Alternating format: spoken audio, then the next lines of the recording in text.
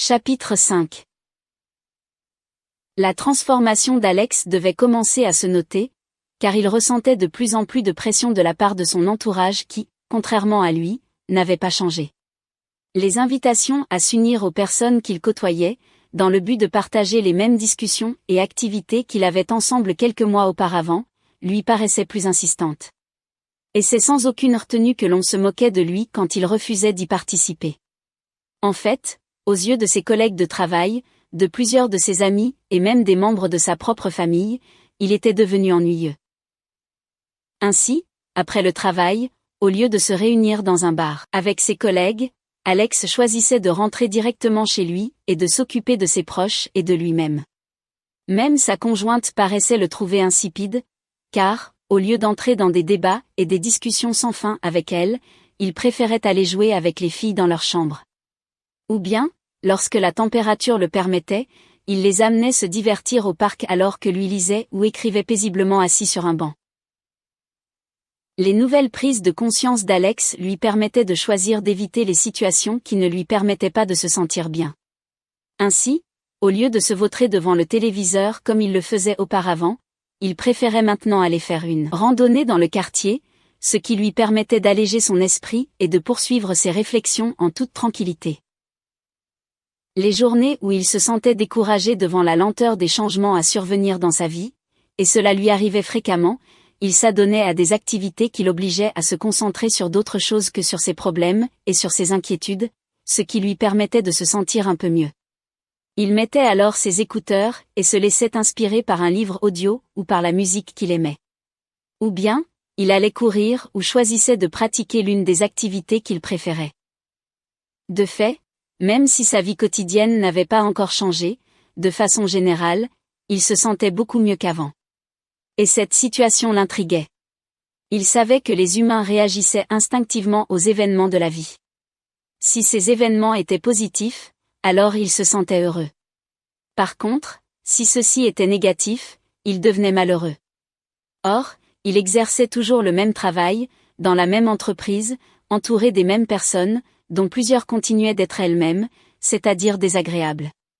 Ses difficultés financières ne s'étaient pas améliorées mais, tout au contraire, avaient augmenté du fait qu'il refusait désormais de travailler en soirée.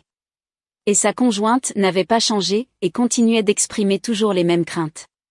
Malgré tout cela, il se sentait plus calme, voire plus heureux. En prenant du temps pour y réfléchir, il finit par comprendre qu'il nourrissait maintenant sa vie à partir de petites choses au lieu d'espérer que des grandes choses le rendent heureux, comme le font la majorité des personnes.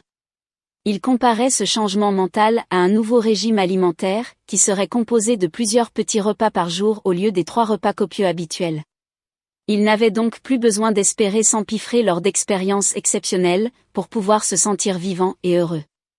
En d'autres mots, les sources de son bonheur ne se limitaient plus seulement à certains moments privilégiés que pouvait lui offrir sa vie familiale, sociale ou professionnelle. Elles étaient maintenant diversifiées entre une variété de petites choses, comme le fait de prendre le temps pour admirer un paysage, de sentir le parfum d'une fleur, d'écouter le chant des oiseaux ou simplement de prendre conscience de l'air frais qui entrait dans ses poumons. Et comme il savait que l'intensité de la réaction du corps produite lors d'une intoxication alimentaire dépendait principalement de la quantité ingérée de l'aliment contaminé, il comprenait que son esprit fonctionnait de la même manière, et que, en ce sens, le fait de nourrir son âme à partir d'une diversité de sources de bonheur le protégeait contre des réactions mentales et émotionnelles négatives extrêmes. C'est ainsi qu'il prenait plusieurs moments par jour pour se retirer loin des mouvements incessants du monde afin de retrouver son équilibre personnel. Il pouvait méditer un instant en silence ou bien remercier l'univers pour ce qu'il expérimentait de bon et de moins bon.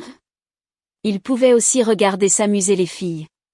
Ou bien, il appréciait seulement le climat, qu'il fasse soleil ou qu'il pleuve. Il pouvait faire une promenade et puis découvrir un nouveau quartier ou admirer un nouvel aménagement paysager chez un voisin. Il pouvait aussi aller marcher en forêt tout en écoutant le chant des oiseaux. La liste des nouvelles activités qu'il aimait faire n'en finissait plus de s'allonger. Il comprenait que c'était cette nouvelle diète mentale qui l'aidait à se sentir bien tous les jours. Alex et le jeune médecin continuaient de se voir régulièrement. Lors d'une journée ensoleillée d'été, Alex avait avoué à son ami qu'il ne comprenait pas très bien l'effet que pouvait avoir son propre bonheur sur l'obtention ou non de ce qu'il désirait. L'état mental parfait pour obtenir tout ce que vous désirez, c'est d'être heureux maintenant et à tous les moments de votre existence. Les personnes heureuses, en raison de leur vibration émotionnelle positive, ont la possibilité d'obtenir tout ce qu'elles désirent. Et si elles ne l'obtiennent pas, elles choisissent de rester heureuses malgré tout. Qu'elles obtiennent ou non ce qu'elles désirent, les personnes qui choisissent d'être heureuses, et de le rester, sont gagnantes à tout coup. Votre objectif principal devrait donc être de tout faire pour rester heureux, et pour émettre toujours des vibrations positives de bien-être, et ce, même si votre réalité actuelle n'est pas encore arrivée au niveau de la qualité de vie que vous espérez. Les lois de l'univers exigent que, pour créer une réalité nouvelle, vous anticipiez cette réalité. Et c'est en faisant naître en vous un état de satisfaction, de joie, d'excitation que vous pourrez attirer à vous les objets de votre satisfaction, de votre joie et de votre excitation. En d'autres mots, vous devez apprendre à être déjà heureux, maintenant, et croyez-moi, vous le pouvez, et ce, même si vous n'avez pas reçu les objets de vos désirs. C'est toute votre attitude par rapport à ce qui vous arrive dans la vie que vous devez changer. D'une attitude négative, vous devez la transformer en une attitude positive malgré les apparences actuelles de votre réalité. C'est seulement de cette manière que votre vie pourra prendre la direction que vous désirez réellement. Et c'est en choisissant délibérément votre façon de réagir aux événements qui surgissent dans votre vie que vous pourrez changer votre attitude, et ainsi vous assurer de conserver un état vibratoire élevé. Sachez qu'il existe toujours deux façons d'affronter un problème ou une difficulté, de s'en offenser ou de prendre les choses avec un grain de sel. C'est l'histoire du verre à moitié vide ou à moitié plein. Or, les personnes qui savent rester calmes et modérées, malgré ce qu'elles peuvent expérimenter, ont tous les outils pour créer leur vie de rêve, que sont leurs pensées positives. Car, en vérité, les pensées sont les seuls outils que nous possédons qui peuvent engendrer le bien-être d'une personne ou son mal-être. Elles sont les outils qui amorcent le processus de réalisation des désirs ou qui perpétuent leur absence. Ce ne sont donc pas les expériences en tant que telles qui rendent les personnes joyeuses ou malheureuses, c'est seulement la manière dont ces mêmes personnes réagissent devant ces expériences, c'est-à-dire ce qu'elles en pensent. C'est pour cette raison que des personnes différentes réagissent de façon distincte face à une même expérience. Certaines se scandalisent alors que d'autres n'y voient aucune offense. Ce sont toujours et seulement les pensées que nous choisissons qui engendrent en nous le bonheur ou le malheur. Oui, mais c'est facile d'être heureux quand tout va bien. Mais cela doit devenir aussi votre choix, un réflexe devant toutes les situations qui se présentent à vous. Vous devez choisir d'être heureux aussi quand tout ne va pas bien. Vous devez volontairement choisir de voir le verre à moitié plein, principalement quand ça va mal. Voilà tout le mérite des personnes qui choisissent de rester heureuses en toutes circonstances. Sachez qu'il y a du bon dans tout ce qui vous arrive, et ce, même si vous n'en comprenez pas le sens au moment où cela vous arrive. Choisissez de croire que l'univers est bon, qu'il est de votre côté, et qu'il sait ce qu'il fait pour vous amener là où vous désirez aller. Et vous verrez que vous cesserez de vous offenser devant les choses désagréables qui arrivent dans votre expérience de vie. En fait, tout ce qui vous arrive a une raison d'être. Peut-être y verrez-vous un signe qui vous prévient que vous avancez dans une mauvaise direction. Ou bien, ce n'est que la conséquence logique des vieilles croyances que vous continuez d'entretenir et que vous devez modifier. Ou est-ce simplement que quelque chose de mieux vous attend? Apprenez à voir les expériences négatives comme des opportunités pour vous dépasser et non plus comme des obstacles qui vous empêchent d'obtenir ce que vous désirez. C'est de cette manière que vous commencerez à voir le verre à moitié plein. Maintenant, pour que toute action devienne un réflexe, vous devez la répéter quotidiennement, le plus souvent possible. Comme le font les moines en répétant la même prière des centaines de fois par jour, répétez-vous à vous-même, autant de fois que vous le pouvez, que la vie est belle et que vous êtes heureux. Vous resterez surpris des résultats qui se produiront rapidement en vous, puis au cœur même de votre expérience de vie. Pour vous aider dans cette démarche, prenez le temps nécessaire, chaque jour, pour vous asseoir afin d'admirer les beautés de la vie et d'en remercier le ciel. Et souriez. Riez. Chantez et dansez votre joie aussi souvent que vous le pouvez. En d'autres mots, efforcez-vous de voir la vie de manière positive et cessez d'en rechercher les côtés négatifs. Je crois bien avoir saisi le principe. En développant l'habitude de voir les événements de ma vie de manière positive, je ne mets pas en doute que les effets seront bénéfiques pour ma propre personne. Mais, que cela puisse modifier ma réalité physique, je ne suis pas sûr de bien comprendre. Je vous dis cela parce que je connais des personnes qui sont très positives et qui, pourtant, ont une vie déplorable. La tâche principale de toute personne devrait être de tout faire ce qu'il lui est possible pour se sentir bien. Vous serez d'accord avec moi, mieux vaut être heureux malgré une vie misérable que d'être malheureux dans le luxe. Mais, ne croyez-vous pas qu'il est encore mieux d'être heureux tout en pouvant tout se permettre ? Or, si des personnes heureuses ne vivent pas leur vie de rêve, c'est seulement parce qu'elles ont des blocages en elles qui les empêchent d'y accéder. La majorité des individus ne croient pas qu'ils peuvent avoir tout ce qu'ils désirent, ou pensent qu'ils ne méritent pas tout simplement une telle vie. Ce sont ces blocages qui leur barrent l'accès aux possibilités illimitées de l'univers. Et l'univers ne peut agir contre la volonté des personnes, volonté qui est déterminée par les pensées dominantes de chacun que sont principalement ses croyances profondes et ses peurs. Car, c'est une des lois de l'univers que vous obtenez toujours ce que vous vous attendez à obtenir, ou bien ce que vous craignez qu'il vous advienne. Donc, en plus de tout faire pour vous sentir bien, il existe deux autres conditions pour obtenir tout ce que vous désirez. Premièrement, et c'est parfaitement logique, vous devez définir précisément ce que vous désirez, et avec suffisamment d'intensité pour que votre désir finisse par mettre en mouvement les énergies divines. Deuxièmement, il vous faut croire, et ce, sans l'espace d'un doute, que vous méritez et obtiendrez ce que vous désirez. En d'autres mots, vous devez aussi vous attendre, avec confiance, à la manifestation prochaine de ce que vous souhaitez. Et il n'y a plus de doute possible lorsque vous arrivez à ne plus désirer autre chose. Sans ce deuxième élément, vous êtes comme la personne qui possède le plan et tous les outils nécessaires pour construire la maison de ses rêves, mais qui ne les utilise jamais sous prétexte qu'elle doute d'en être capable. Un homme qui se lance en affaires et qui doute de sa réussite est voué à l'échec. Le doute détruit plus de rêves que toute autre attitude. Il est vrai que le doute et la peur nous paralysent, et cela fait que nous passons à côté de beaucoup de bonnes occasions favorables. Vous avez parfaitement raison de dire que le doute et la peur paralysent. Elles nous paralysent, mais paralysent aussi toutes les forces de l'univers. Quel que soit l'être, qu'il vive dans l'univers visible ou non visible, il faut que son désir de créer une chose soit toujours accompagné de la certitude que cette chose se réalisera. Mais trop souvent, dans le cas des humains, cette certitude d'obtenir ce qu'ils désirent est absente ou insuffisante. Confrontés à ce qu'ils expérimentent dans leur vie quotidienne, les gens prennent conscience de ce qu'ils désirent, puis se frustrent de ne pas l'avoir et, pour cette raison, la réalisation du désir s'arrête là. Le processus de création se voit donc interrompu dès le départ.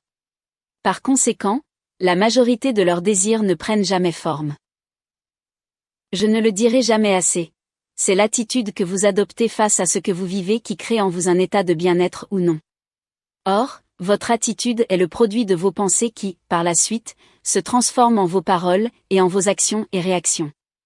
Lorsque vous choisissez volontairement de réagir de manière positive par des pensées constructives qui font que vous vous sentez bien, au fond de vous, ça se met à vibrer. Et ce sont ces bonnes vibrations qui font vibrer des éléments similaires tout autour de vous. Ce sont donc vos vibrations émotionnelles de bien-être qui attirent, dans votre expérience de vie, des événements positifs qui vous procureront encore plus de bien-être. Le bonheur, la richesse, l'amour, l'harmonie avec les autres et même la santé sont des expériences que vous attirez à vous par une attitude positive par rapport à chacun de ces aspects de votre vie.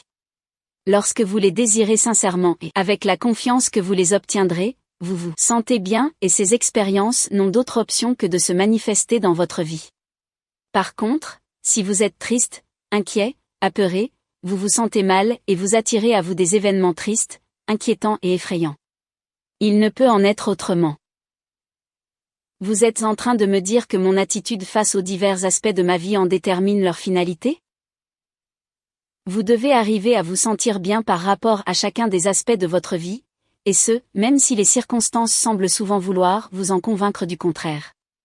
C'est ce que vous pensez, donc ce que vous ressentez, par rapport à chacun des aspects de votre expérience terrestre, qui vous permet d'attirer l'abondance ou le manque pour chacun de ces aspects. Si vous réussissez à vous sentir bien avec l'aspect financier de votre expérience humaine, Même si celui-ci est loin d'être satisfaisant dans votre réalité présente, l'argent se mettra à circuler facilement et amplement dans votre vie à partir du moment où vous le désirerez, et vous ne connaîtrez plus le manque financier. Mais, pour vous sentir totalement bien à propos de l'argent, vous devez être aussi convaincu que celui-ci arrivera dans votre vie, qu'il ne peut en être autrement. Or, dès l'instant où vous laisserez entrer en vous le doute à propos de sa finalité, vous commencerez à vous sentir mal et le flux s'interrompra, et vous vous remettrez à connaître les problèmes financiers. Les humains qui expérimentent le manque et la pauvreté pensent et agissent comme des personnes financièrement limitées et pauvres, et c'est seulement pour cette raison qu'ils expérimentent le manque et la pauvreté. S'ils savaient qu'un simple revirement dans leur attitude suffirait à changer radicalement leur expérience de vie. Commencez donc à penser et à agir comme une personne riche, et l'argent commencera à affluer dans votre vie comme dans la vie d'une personne riche. Et cette même règle s'applique à tous les aspects de votre vie. Commencez à penser et à agir comme une personne en santé, et ce, malgré vos maladies actuelles, et la santé commencera à abonder dans votre corps comme dans celui des personnes en santé. Commencez à penser et à agir comme une personne heureuse, et le bonheur commencera à se répandre en vous et dans votre vie comme dans la vie des personnes heureuses. Mais n'oubliez jamais que votre attitude est le résultat de vos seules pensées, et que vos pensées les plus puissantes sont vos croyances et vos peurs. Or, pour l'instant, la majorité de vos croyances sont celles dont vous avez hérité ou accepté machinalement. Efforcez-vous donc de changer ces vieilles habitudes de penser par des pensées positives d'espérance et d'espoir, et votre attitude changera. Puis, votre expérience de vie commencera elle aussi à changer. J'ai l'impression que l'on revient toujours au même point, c'est-à-dire à nos pensées et à nos croyances. En effet, toute notre expérience de vie dépend seulement des pensées que nous choisissons et des émotions qui en découlent. Et c'est en cela que s'exprime toute notre liberté et notre pouvoir. Les gens pensent qu'ils ont du pouvoir sur les autres personnes parce qu'ils les obligent à faire des choses pour eux. Mais en réalité, malgré les apparences, personne n'a de pouvoir sur les autres, car chacun a le pouvoir de penser ce qu'il désire, et donc de créer sa propre réalité. Devant chaque situation, au bout du compte, chacun n'en fait qu'à sa tête. On ne peut obliger personne à penser d'une certaine manière si cette même personne ne veut pas penser de cette manière. Or, chacun a la capacité de décider de voir le verre à moitié vide ou de le voir à moitié plein. C'est par ce choix que s'affirme toute notre liberté. Mais, il arrive des situations où il est pratiquement impossible de choisir des pensées pour se sentir bien. Bien sûr que ce n'est pas toujours facile, surtout dans les situations qui engendrent d'importants états émotifs. Malgré tout, dans votre tête, vous restez toujours libre de choisir vos pensées par rapport à toutes les situations qui se présentent à vous. Même dans les pires situations, chacun est libre de penser ce qu'il désire penser, et peut ainsi, s'il le désire, choisir la direction et l'intensité de ses réactions malgré les circonstances. Je reconnais qu'il faut être mentalement fort pour choisir de penser positivement lorsque nous vivons des drames importants. Mais, ce sont toujours nos pensées les plus fortes, soit généralement nos croyances et nos peurs, qui déterminent notre réaction et ainsi la manière et l'intensité dont nous allons vivre l'événement. Je ne souhaite à personne de vivre des souffrances, quelles qu'elles soient. Mais, je déplore que des personnes s'attachent inutilement à leurs souffrances. Et c'est ce que vous faites lorsque vous vous révoltez devant les drames qui se présentent dans votre expérience de vie, et persistez à croire que la vie est injuste envers vous. Vous vous condamnez alors vous-même à être malheureux, et, par-dessus tout, vous ne permettez pas à votre situation de s'améliorer. Mais si vous essayez de dédramatiser la situation en vous appliquant à penser à des choses qui vous aident à aller de l'avant, alors vous vous sentirez mieux, et votre nouvel état d'être permettra que votre situation puisse s'améliorer. Afin de vous faire comprendre ce que je tente de vous expliquer, imaginez que vous vivez dans une pauvreté absolue. Pour vous et pour votre famille, cela est un drame. Vous ne pouvez plus donner à vos filles ce dont elles ont besoin, soit des conditions de vie propices à leur bon développement. Ainsi, vous les voyez dépérir rapidement. Votre esprit se remplit alors d'inquiétude et de peur. Mais vous savez maintenant que, malgré votre situation, vous devez trouver des manières pour vous sentir bien, ou du moins, un peu mieux par rapport à l'argent afin que votre situation puisse commencer à s'améliorer. Ce n'est pas facile, mais vous n'avez pas d'autre choix. Pour cela, vous devez apprendre à vous parler à vous-même, à dédramatiser votre situation et à choisir volontairement de voir votre avenir sous un jour meilleur. Or, les conséquences du manque d'argent, vous les connaissez bien. Vous n'avez donc plus à vous les remémorer. Au lieu d'en maudire son absence, vous pourriez commencer par admettre que l'argent est une bonne chose parce qu'il permet de donner à votre famille ce dont elle a besoin et de rendre votre expérience terrestre plus agréable en vous facilitant la vie et en ouvrant la porte à une infinité de possibilités. Vous pourriez choisir de vous concentrer plutôt sur les conséquences de son abondance. Vous pourriez vous imaginer ayant trouvé un très bon emploi et rapportant des liasses de billets à la maison. Vous pourriez simuler une telle situation d'abondance et de richesse avec vos filles qui sont encore assez jeunes pour se laisser entraîner dans ce monde imaginaire. Vous pourriez tout vous déguiser avec vos plus beaux vêtements et simuler cette nouvelle vie que vous désirez tant pour votre famille. Le médecin fit une pause, laissant Alex à ses réflexions. Puis, il poursuivit. Avez-vous ressenti l'apaisement que ces nouvelles images provoquent en vous? Et pourtant, la situation financière que je vous ai demandé de simuler n'a pas changé.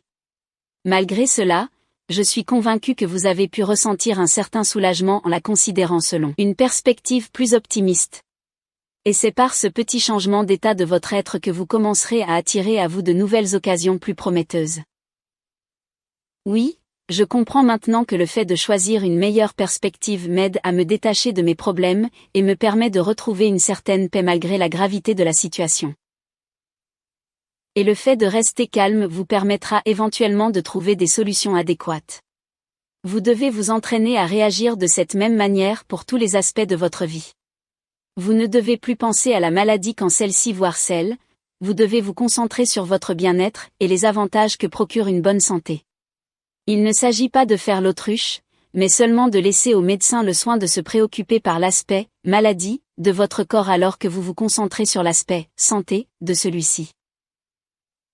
Dans un même ordre d'idées, apprenez à ne plus parler de vos problèmes conjugaux ou familiaux, mais focalisez toute votre attention sur les aspects positifs de votre relation, et sur le bonheur que procurent des relations harmonieuses et remplies d'amour. Si vous arrivez à vous sentir bien sur tous les aspects de votre vie, alors votre expérience terrestre se transformera et sera merveilleuse en tout point. Mais si vous arrivez à vous sentir bien sur seulement quelques aspects de votre vie, alors vous expérimenterez la richesse sans l'amour, ou l'amour sans la richesse, ou le succès sans la santé. Vous voyez l'idée?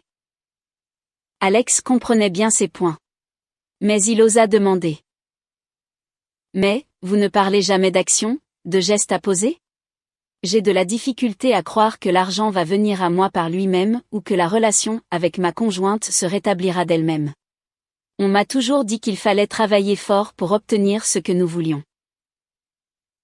Jusqu'à maintenant, il semble que vous ayez travaillé très fort pour tenter d'améliorer votre situation financière et pour réconcilier votre vie conjugale. Laissez-moi vous poser une question. Comment est votre expérience actuelle avec l'argent? Et avec votre conjointe? Je vois. Il semble que je ne travaille pas encore assez fort. Et, en ce qui a trait à ma relation avec ma conjointe, il me semble que, à chaque fois que j'essaie d'arranger notre situation, cela se termine par une dispute. Et ça ne peut être différent, car ce que vous croyez doit devenir assurément votre réalité. Vous pensez que l'argent s'obtient difficilement? Alors vous devrez toujours travailler très fort pour l'obtenir, pendant que d'autres personnes ne travaillent presque pas et en obtiennent beaucoup. Vous pensez que vous devez confronter votre conjointe et vos enfants pour que votre vie familiale fonctionne selon votre vision? Alors vous ne cesserez jamais de les confronter. La vie ne vous contredira jamais. Elle vous donnera toujours raison. À ce sujet, Henry Ford exprima bien cette vérité dans ce commentaire. Que vous pensiez être capable ou non, dans les deux cas vous avez raison. Mais, si je ne fais rien pour tenter d'arranger ma vie conjugale, comment celle-ci pourrait-elle s'améliorer un jour? Quand ils font face à un problème ou à une difficulté, la majorité des humains ont développé la mauvaise habitude de chercher à faire quelque chose en réaction à ce qu'ils ne désirent pas. Peu d'entre eux prennent la décision de ne rien faire et de laisser le problème se régler par lui-même, ou d'attendre le moment idéal pour le résoudre, c'est-à-dire lorsqu'ils se seront calmés. Ainsi, nous les voyons partir en guerre avec l'intention d'éliminer les facteurs qui ont causé le problème. Or, faire quelque chose en réaction à une situation non désirée n'est pas la manière la plus efficace pour atteindre nos objectifs. En fait, se battre contre une chose ne fait qu'empirer la situation. Voyez comment un simple malentendu se convertit rapidement en une confrontation verbale, puis se termine souvent en confrontation physique. Toutes les guerres ne font qu'empirer la situation. Par exemple, les drogues ont toujours existé et l'on ne peut empêcher les personnes qui le désirent de les consommer. Or, la guerre contre la drogue n'a fait que populariser ce que nous voulions éviter. Aujourd'hui, il semble que tout le monde en consomme. À l'inverse, nous aurions légalisé les drogues et aurions évité ainsi bien des désagréments, comme ce fut le cas avec l'alcool et le tabac. Que chacun soit bien informé des conséquences que cela entraîne et qu'il fasse ses propres choix. Je suis bien d'accord avec vous sur ce point.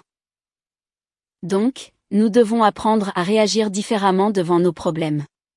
Un formateur hollandais, Victor Kuper, utilise une formule mathématique pour expliquer la réussite de ses objectifs personnels. Cette formulation est intéressante par le fait qu'elle démontre les effets que produisent les efforts extérieurs d'une personne, en d'autres mots, les actions qu'elle pose, en comparaison avec les efforts intérieurs pour modifier son attitude et sa manière de voir les événements.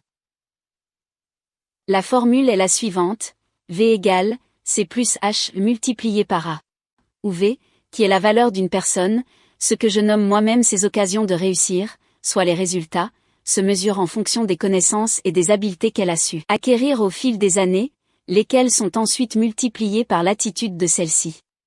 En d'autres mots, et pour faire suite à votre question sur les gestes à poser, les résultats que nous obtenons sont le fruit de nos efforts intellectuels et physiques, qui se voient ensuite multipliés par l'attitude que nous cultivons en posant ces gestes. Je désire attirer votre attention sur la dernière partie de la formule. Notez que l'attitude a un effet multiplicateur sur les résultats. En fait, personnellement, j'ai plutôt tendance à croire que l'attitude a un effet exponentiel sur les résultats.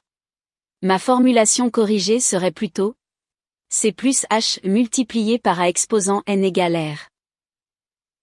L'idée d'un effet multiplicateur ou exponentiel nous permet de prendre conscience de l'importance de l'attitude.